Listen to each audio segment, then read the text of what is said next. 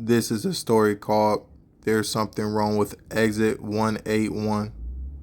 I had always liked driving alone at night. It gave me time to think, or not to think, if I so chose. Because of the love of driving, the midnight trip home was one of my favorite parts about going to see my family. The drive was about an hour long, which was long enough for me to unwind, but short enough not to feel exhausting. Call me old-fashioned, but I really enjoyed listening to the radio when I drove. As well, I tuned in to whatever local station was on, and I zoned out while watching the reflective yellow lines on the road pass rapidly by me. There often weren't but a handful of cars traveling along this stretch of the highway at night, into the night. This gave me a sense of solitude, but I liked it. It was meditative in a way. One night when I was returning home from a visit with the folks, I was enjoying the trip the same as I always had. The skies were almost completely dark, with just the silver moon out, scattered stars peeking through the black. The radio was playing some old jazz song, and there wasn't a single soul sharing the road with me. It was peaceful, but just as I'm sighing into contentment, and the smooth, calming sounds of the jazz radio abruptly cut into a roaring static. Krr. Oh shoot, I hissed to myself as my hand quickly shot to the radio to turn it down. I sighed in frustration, annoyed that my peace had been broken so suddenly. After messing with the dial for a moment and failing to get the radio signal back, I decided to pull out my phone and try to connect it to my car speakers so I still had something to listen to, but I'm rummaging through my pocket of my jacket in search of the device I at least pulled out, only to find that the battery had died. I had a bad habit not keeping up with this thing, and now it was biting me in the butt. Well, I guess I'm screwed if I get into a wreck. I jabbed at myself, irritated that I haven't thought to charge it at the family place. With little other choice, I accepted that the remainder of my trip would be without music to keep my company. After a few minutes, I became curious as to exactly how much of a drive was left. I checked the clock to see that it read 12:34. Remember leaving my parents' house just a bit after midnight. I concluded that there was roughly an hour and a half left before I arrived home. Sighing deeply in frustration again, I resigned myself to focus on the road ahead of me. The painted yellow lines of the road crawled quickly into the view of my headlights, and underneath the hood of my car, I watched them carefully for a while, my mind struggling to remain focused. When finally lifting my gaze back up towards the road, an odd feeling of anxiety came over me. Maybe it was just a lack of music to occupy my thoughts, but I couldn't help but feel like the darkness that engulfed my vehicle was a little bit too thick. I wasn't able to make out any of the usual trees or landscape that surrounded the highway, nor could I see the stars in the skies. Thought back to when I started my journey home and distinctly remember admiring the pinpricks of light when I first got on the highway, but I didn't recall seeing any clouds or oncoming storms that would otherwise block the view. The feeling gnawed at my psyche for a bit, but I shook it off as best as possible. Told myself that there was nothing to worry about. Soon I arrived at my exit, and not long after that I'd be home. Checking the time again, I furrowed my brow in confusion. The clock still read 12:34. That was strange. I knew it had been at least a few minutes since I last checked. Oh great, I said to myself, the clock is broken. Still, I didn't think much of it at the time. Knowing I probably only had 10 minutes or so on the highway before my exit, I decided I would worry about recalibrating the clock when I got home. With no other choice, I continued driving like nothing was wrong, ignoring the creeping feeling that was slowly working its way up my spine. More time passed, and I found myself glancing toward the edge of the road for a sign. I didn't normally pay attention to the exits prior to my own, but I couldn't remember seeing even a single sign for quite a while. Still, I kept onward, trying to convince myself that I was just tired, and I was just misjudging the amount of time that had gone by. Finally, after what felt like a well over an hour and a half, I saw a sign approaching in the distance. As I got closer, I could see that it was a large green sign that read, Exit 181, 1 mile. I sighed in relief, knowing that it meant I was almost to my exit, 182, just a couple more miles and I'd be nearly home. After a minute or so, another sign came into view with another road that spun off to the right of the highway, Exit 101, next right. It read. I passed by it unthinking, my leg beginning to shake as the anxiety had been chewing at me at the edges of my mind became harder to ignore. Then a moment later, another sign approached from a distance. A little reassured, I slowed down a bit in preparation to get off the highway, but as I got close enough to read the sign, I found myself confused rather than relieved. The sign read, Exit 181, 1 mile.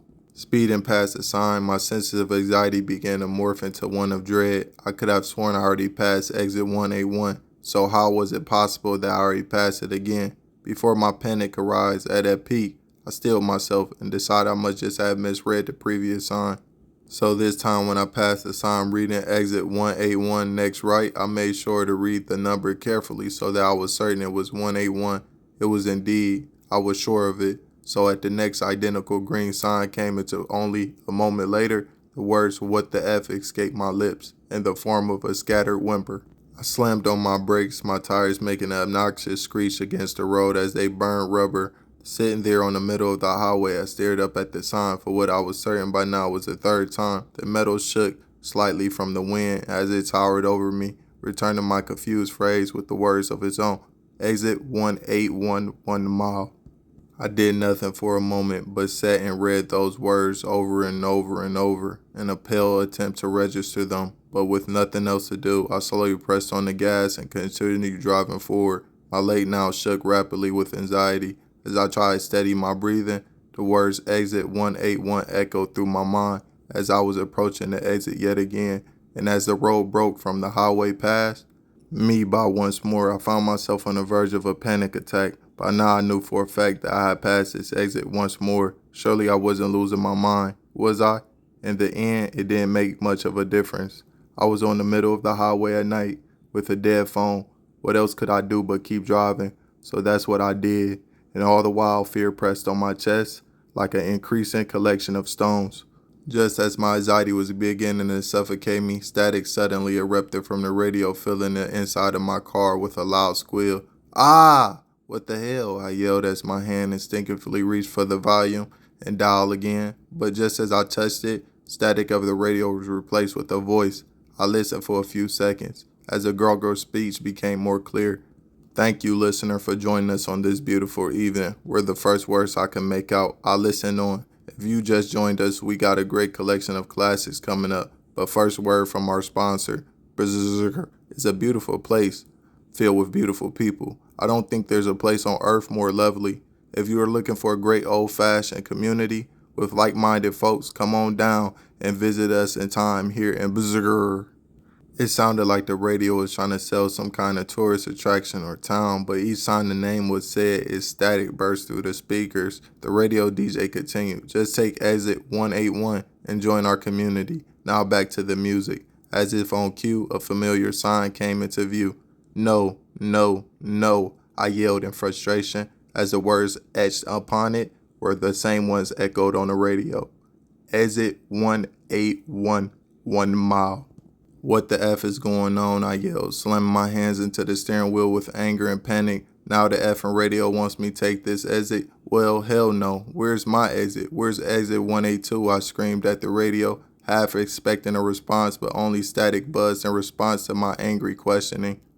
Becoming frantic, I pressed down on the gas pedal, accelerating way beyond the speed limit as I stared daggers at exit 181. When passing by it again, I looked out at the endless stretch of blackness that lay beyond my headlights, grinding my teeth as I did so. No matter how I tried to rationalize the situation, it seemed impossible. I never experienced any sort of psychotic break before, but it was the only reasonable explanation. As I tried to keep my heart rate under control, a loud buzzing screamed through the speakers in my car, and once more I heard the radio DJ's voice blare throughout my four-wheel prison. Unlike the cheery personnel from before, however, the tone of his voice had a darkness to it.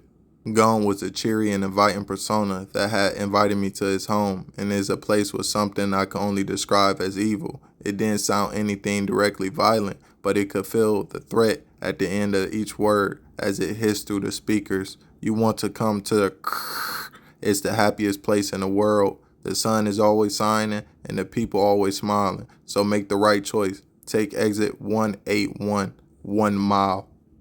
His last words were slow and deliberate, resembling more of a demand than a request, and I couldn't shake the feeling that he was talking to me directly. A chill ran up my spine at the thought, but that couldn't be possible, could it? Then again, how was any of this possible? I had been driving on the same span of highway for hours by now, and passed the same exit multiple times, and now the effing radio was talking to me, telling me to make only a choice I seemed to have. But I got a feeling that this town I was being coerced to visit wasn't as friendly as the DJ made it sound. I wasn't sure if I was having a mental breakdown or not, but whatever was going on, I knew that I was going to take exit 181. When I went by the sign signifying that I was 1 mile away again, I didn't bother looking at it. Instead, I just pushed on the gas more. As the exit itself grew nearer once again, the radio crackled to life once more. But before it had the chance to say anything, I muted it, speeding past 181 like a bat out of hell. A mixture of defiance and bravery came over me, but that courage was deflated as soon as the radio somehow crackled itself back up and a familiar voice broke through again. "You think you could just ignore me, you F&B?" The radio DJ spat angrily with me, startlingly and intensely. "You can't keep driving forever, so just take the exit. It's your only way out. You know it, so do it. Turn right at the exit 181. Take the exit. Take the effing exit. Take the exit, you B. Do it. Take it. Take it. Take it. Take 181. Take it. Take it." I cut off the radio. I tore the radio from its console, throwing it on the floor of the passenger side, all while returning screaming with my own. "What the F? What the F?" is all I could choke out with new hoarse vocal cords. I began to hyperventilate as I practically pushed the gas pedal through the floor. My car was moving so fast at this point that I had trouble maintaining control of the wheel, but I didn't care. I hoped and prayed even that if I drove fast enough, eventually I'd reach exit 182 or even exit 183.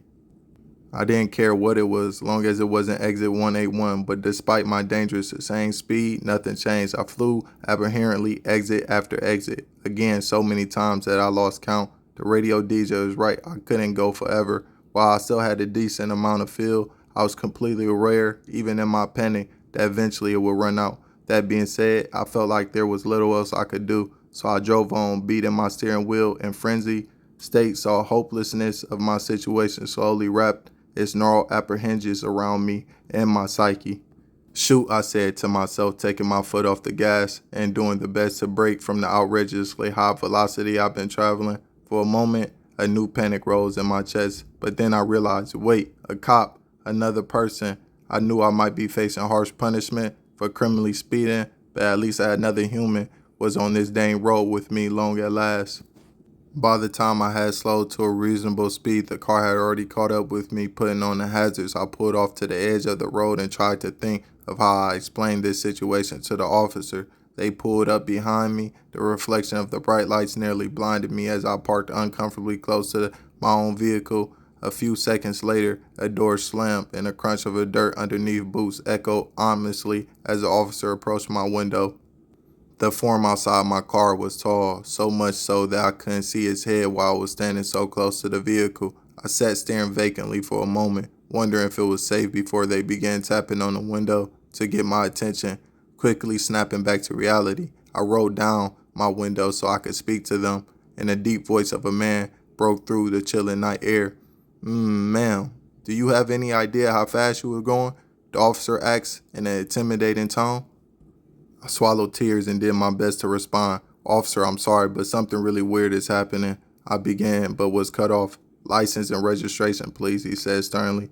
I began to go through my glove compartment in search of the requested documents, but continued trying to explain myself as I did. "Yes, sir, but please, you have to listen to me. I've been stuck on this stretch of highway for hours," I said, trying not to sound exhausted. "Going that speed, lady? You better explain yourself," he responded. "No, you don't understand," I tried to reason. "I keep passing the same exit over and over again." "Ma'am, what the hell are you talking about? Have you been drinking tonight?" he asked accusingly. "No, I've been stuck in some sort of loop driving by the same exit repeatedly. I can't get to my exit. It's like something trying to keep me from my exit." "Uh-huh, sure. What exit did you say you've been trying to go to?" he asked in almost mocking tone. "Exit 182, I replied. "Exit 182, he asked. "What's your problem, ma'am? You're going to the wrong place." I stopped, looking at his gut, towering from confusion. "What do you mean?" I asked, paranoia began to choke me once more. He slowly bent down, his impossible tall form collapsing like a skyscraper as he brought his face to the level of the window to meet my petrified gaze. I let out an involuntary gasp as I was previously thought to be a man steered into an expression of darkness. This thing's features were awful. It was like some sort of animal had ripped the flesh from a human male and adorned their face like a cheap Halloween costume. The skin stretched and wrapped around in horrible waves around the bony, bulbous structure beneath it. Its eyes were too big for the holes of the mask, and sockets tore and confronted around the bulging yellow area.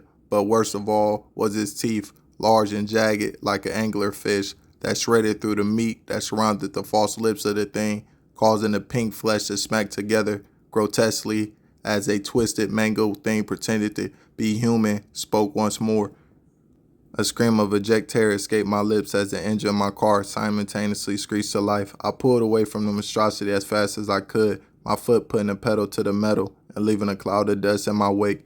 Oh, F, holy S, what the F, I yelled in panic, pounding the steering wheel hard with my fist as each word scratched into a painful way out of my throat. My vehicle roared down the black stretch of the highway at over 100 miles per hour. Its dated engine sputtered and shook, rattling the frame of the car violently. I had just started to let up on the gas when something caught my eye in the rearview mirror again.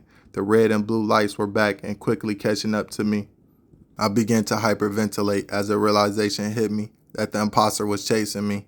It wouldn't be long before it caught up with my old junker of a vehicle, immediately pressing my foot hard against the gas pedal again, like I was trying to push it through the floor. I watched the speedometer creep back over 100 at a torturous slow rate. My heart pounded in my chest as I looked back in the mirror to see the lights getting closer. Damn it, go faster, you piece of junk, I screamed at my car. The engine began to rattle again, but I didn't care. My foot remained planted on the gas, even as the steering wheel became difficult to control. As I desperately tried to increase the distance between me, myself, and the false officer, I glanced frantically at each road sign as I accelerated past him. Exit 181, 1 mile. Exit 181, next right. Exit 181, 1 mile. Exit 181, next right. Exit 181, 1 mile. Exit 181, next right. Each time I read the words, my anxiety rose higher and higher until I wanted to scream. But no matter how many times I passed the sign, the words upon them remained the same. Exit 181, 1 mile. Exit 181, next right. The red and blue lights were so close that they were beginning to illuminate the inside of my car, and I could hear the signs welling at near death-defying levels just behind me. No sooner than I realized this, the radio erupted in harsh static, which nearly made me lose my grip on the wheel. The dang thing wasn't even hooked in anymore, yet somehow the voice of a DJ crackled through my car at a volume that threatened to blow my speakers and began to scream cuss words at me. You effing disappointment, take the exit, now, you're nothing but a disgusting shell, you'll never be anything, so take the exit, take exit 181, take the effing exit, you be. The insults continued, I screamed in agony and confusion in response, matching the volume of both radio and siren in a consideration of madness. Suddenly my cries caught in my throat as the red and blue police lights became visible in my mirror. With the horror, my head twisted at nearly a bone-snapping speed to see the imposter car was now tearing down the road in the left lane, its front tires even with my own. I gazed with a silent scream at the abomination that sat behind the wheel as it returned my petrified expression with a twisted and sinister smile. Then with no other warning, he twisted his wheel, causing a police car to slam into the side of mine. My tires screeched against the road as I struggled to maintain control of my car. Meanwhile, the radio continued violently berating me. Take the exit, now, take it or die, you effing waste of space. In the chaos, I desperately tried to focus my attention back to the road in front of us, only to see the same words I read now 100 times reflect the glow of my headlights. Exit 181, 1 mile. I took in a long, deep breath and turned to face the skin-wearing monster in the neighboring lane again. Tears fell down my cheeks as my gaze pleaded with it, the creature still smiling though, torn flesh of its human mask, nodding slowly and expectantly at me. It knew as well as I did that there was only one way for this to go. Removing my foot from the gas, I began to slow down, and so did the imposter officer. I returned my attention back to the endless road that stretched in front of me. The abyss that surrounded my headlights remained as thick as ever as the small dim reflection of the green became slowly invisible in the distance. Tears and snorts continued to fall from my face as I prepared myself for whatever exit 181 had in store for me. I didn't understand what this was, but it was obvious to me at this point that no matter how long I drove forward, there was only exit 181 awaiting me. Wait a second, I said to myself as a thought occurred to me.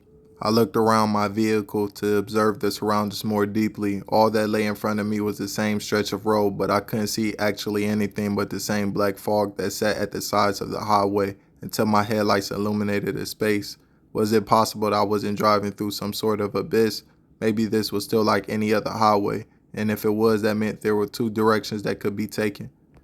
As soon as the idea came to me, I kicked myself for the stupidity of it. Nothing about this situation made any sense, so there was so much better chance that I simply was wrong, and that if my tires left the road, I simply fall into the void that lay beyond them. And still more I consider my options, the less the alternatives sound preferable. If it was between spending the rest of my life with abominations, like this one in a police car, and simply floating into the void until starvation took me, it wasn't a difficult choice.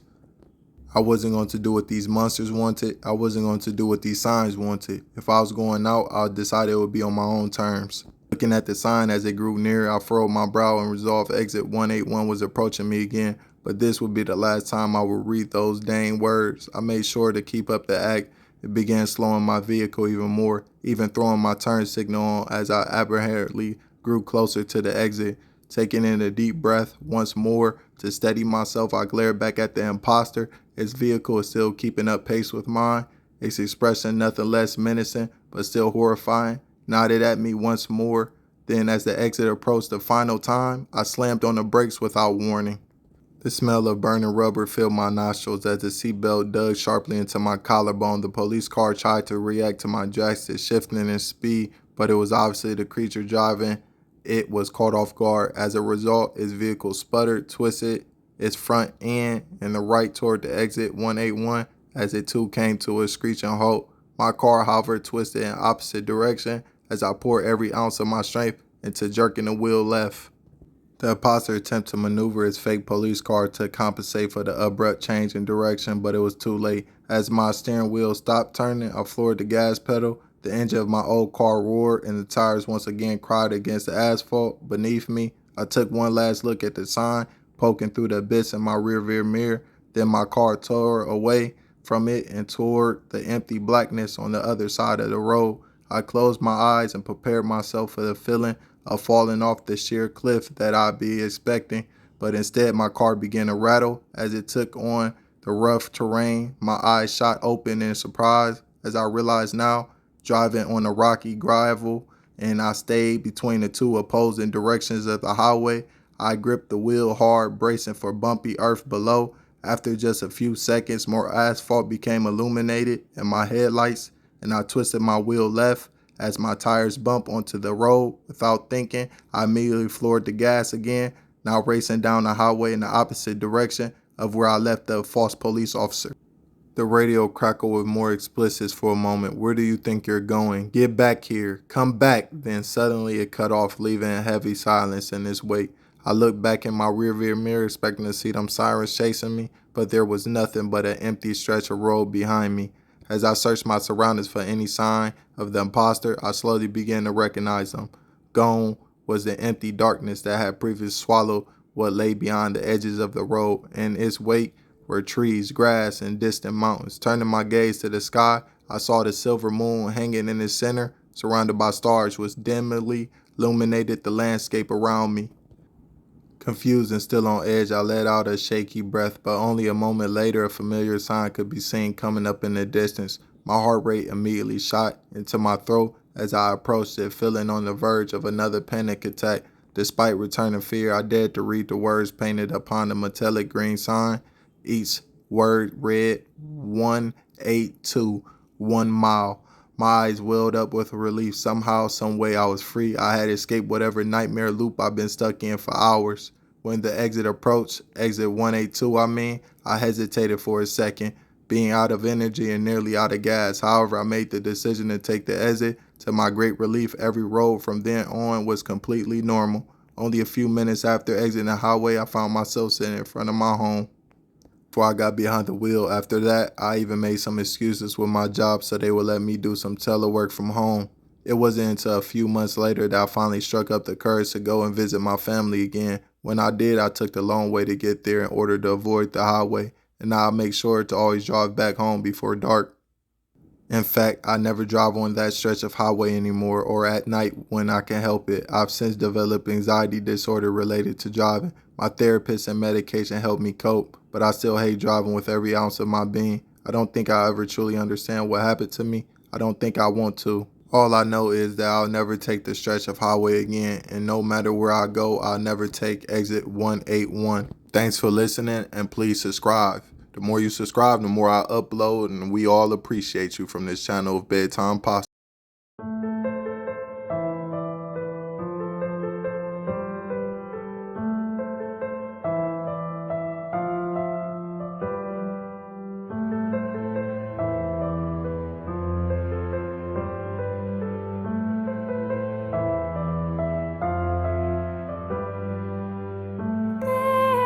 Once a girl who dreamed of angels and demons and all in between. Lived in a castle of stone like a family.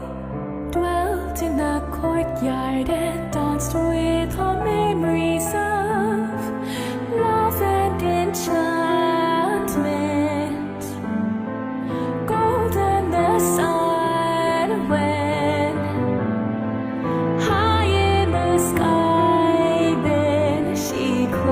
Her eyes in the moment.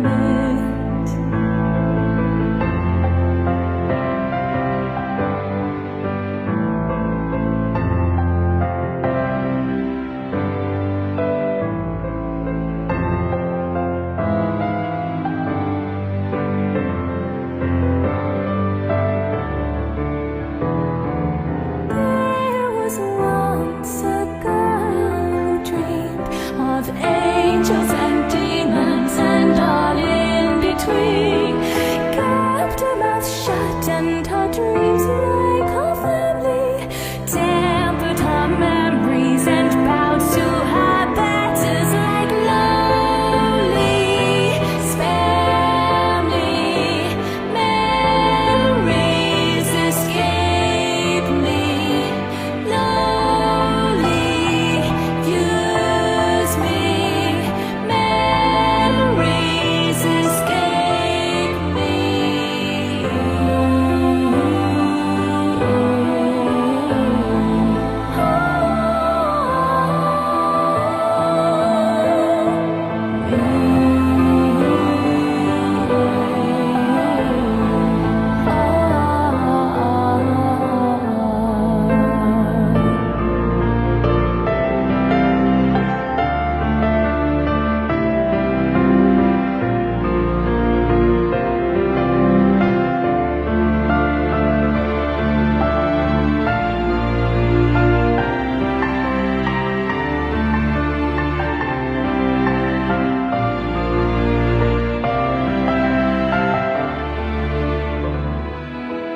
There was once a